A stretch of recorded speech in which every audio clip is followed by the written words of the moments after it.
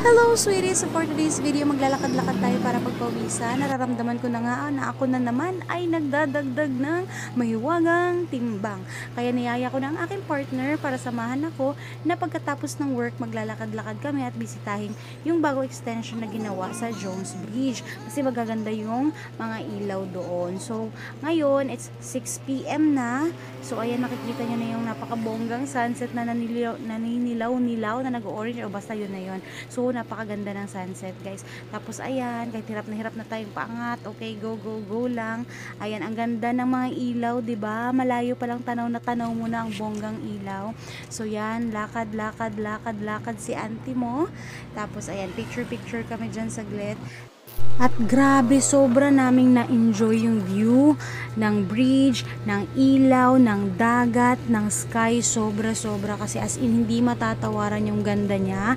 Kitang-kita nyo, daig nyo pa'y nasa ibang bansa. Ang lakas niya, makaibang bansa vibes. Super nice. Makikita nyo sa likod. Nag-i-enjoy talaga kami. Ini-enjoy namin yung view kasi super duper nice. Ayan, as in para siyang ibang bansa vibe. So, on our way there guys, nadaanan namin itong Manila Central Post Office. Ito po ay nasunog noong May 21 dahil sa car battery explosion. So, ayan, makikita pa rin natin yung bakas ng kanyang pagkasunog, yung itim-itim na yan. Ayan siya. So, last punta ko dito is kumuha ako na ng postal ID. Medyo taon na rin ang lumipas noon and then nangyari nga itong sunog, pero hindi namin alam that time na yung mga ingay pala na nagdadaan na bumbero is dahil pala nasusunog si post office. Akala namin sa ibang lugar yung nasusunog and then nakita na lang namin sa balita na nasusunog daw yung post office. Sabi namin, yun pala yung bumbero, kaya pala ang ingay-ingay ng mga bumbero dito kasi pala nasusunog pala ang post office. So akala namin ibang lugar talaga that time ang nasusunog. So ito na pala yon. So yan yung itsura niya na ngayon. So, fast forward, nandito na nga kami sa bridge at oh my god, as in napawawa ko pagbungad sa akin ng mga ilaw, ang ganda. And then sa labas niyan guys, ayan, may mga nagbebenta ng mga pagkain, tubig, soft drinks, ganyan, etc. So, kapag ka napagod ka na mag-picture, mamasyal, maglakad-lakad dyan, pwede ka nang kumain. So, ayan, maraming pagkain dyan sa labas, as in, napaka ganda talaga ng lugar. And then, na-enjoy namin yung mga ilaw, yung mga pa-fountain. Ayan, nakikita nyo, grupo-grupo yung mga tao. Ayan, kanya-kanyang kuha ng cellphone, kanya-kanyang picture, video, documentations, and etc. Ayan, nag-e-enjoy talaga yung mga tao. And kaming dalawa din. So, ayan guys, makikita nyo, kanya-kanya yung mga tao dito. Ayan, super ganda ng mga pailaw. As in, ang ganda talaga ng vibe niya. Ang lakas talaga. Ang lakas ng dating ng mga ilaw. Ang sarap mag-picture. Nakaka-good vibes yung tipong pagod ka sa trabaho. Mag-chill ka dito. Uupo ka lang dito. Manonood ka lang ng mga ilaw-ilaw. Ganyan. Picture, etc. Upo-upo. Ang ganda at nakaka-relax talaga yung view dito sa bridge. Ayan, kanya-kanyang pose. Kanya-kanyang picture dito. Ayan. Tapos, maganda siya kasi malilinis yung mga upuan. Super nice na mga upuan. Ayan, kanya-kanyang picture, kanya-kanyang tayo. Walang pakialamanan. I-enjoy nyo lang yung view. Super duper nice.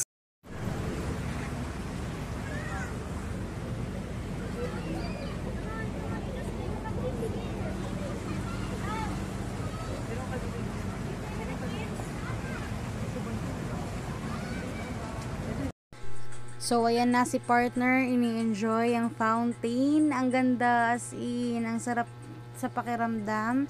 Ayan, tapos konting picture, chill lang, ganyan, relax.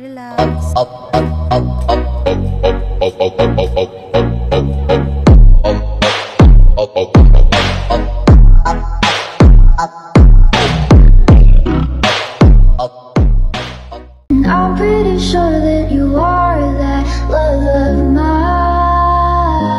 'Cause I wanna feel again alive, wishing on everyone that you'll be mine. Back at me, I get my mood. That's ain't a problem, I know where it goes.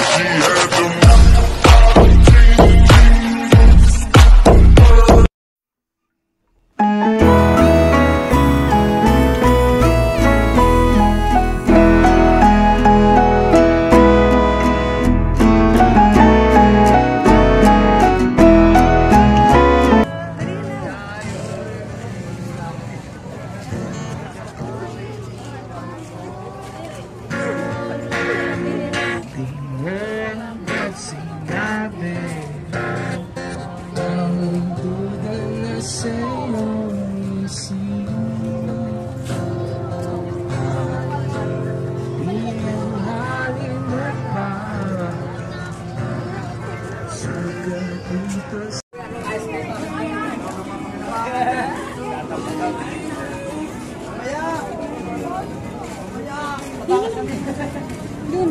Yun o.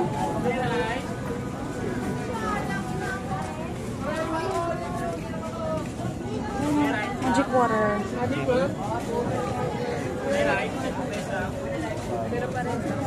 Pares. Ayaw mo?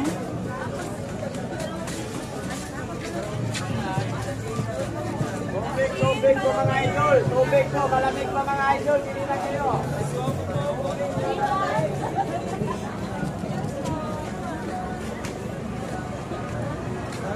Yan!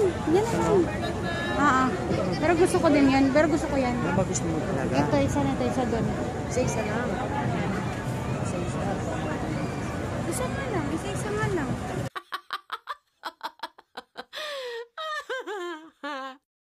So, narinig nyo naman ang pagtatalon mga guys. Isa lang daw. Isa-isa nga lang. So, ayan. Calamares yan. Tsaka yung isaw. Tapos, yung isa naman, yan na.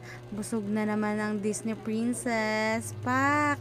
Ayan. So, pagkatapos namin magkalamaris tsaka isaw, dito naman tayo sa cheesy hotdog sandwich.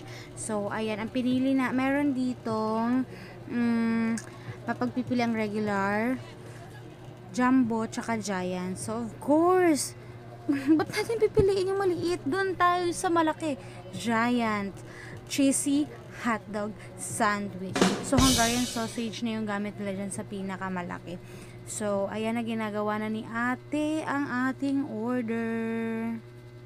So, ayan, takam na talaga tayo. Waiting na lang tayo sa ating order. Kaya pag namasyal kayo dito, guys, hindi po kayo magugutom. At hindi po kayo mag-worry. Ay, nakita ko pa nga tong saging na to. So, hindi kayo mag-worry kasi ang daming mapagpipilian talaga na pagkain. As in, mabubusog ka talaga dito. So, yan na yung ating order. Ayan. And, napakabongga yung cheese niyan, mga guys.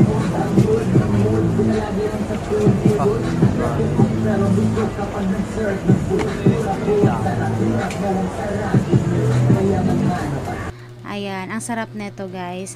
And then, hindi lang yan yung mga pagkain dito. Marami pa po. May mga palamig din. Ayan, may mga dessert, etc. din dito. Ang daming yung mapagpipilian, ang daming tusok-tusok dito. So, eto na, kakain na tayo. Ang daming cheese neto. Sobrang daming cheese. Overload talaga as in. So, ayan, kain muna tayo. Tuwang-tuwa na naman ang asawa ko. Busog na naman. Unang agad, cheese agad. Sarap sa kain niya, oh. Sarap, girl. Hotdog.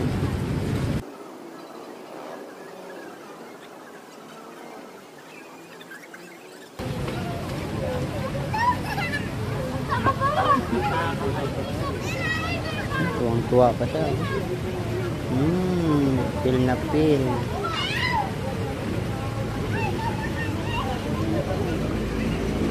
Sarap siya sa kain niya.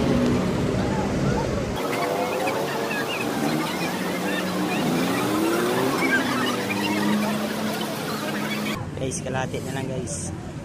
Kalahati na lang. Yan na, guys. Kalahati na lang, guys. Oh. Yan na, guys. Yan na, guys. Ubus na, guys. Ubus na. Wala na. Finish na.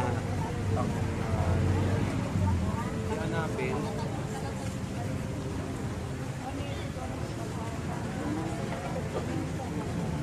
Finish na, guys. Guys. Basta, guys. Pinagpaplanuhan ko kung saan ko lang kagabi.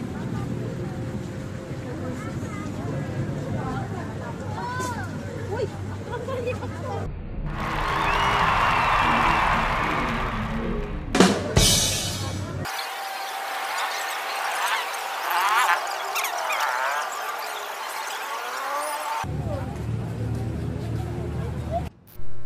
Oy, Disney Princess, ano to? Eat and run? Ang sabi mo sa umpisa ng video mo, maglalakad-lakad ka at magpapapawis. Anyari, bakit parang kumain ka lang? At nagpakabusog? Mali yata. At tuluyan na nga umuwi ang Disney Princess nyo. Bukas na lang daw ulit siya magda-diet. See ya! guys.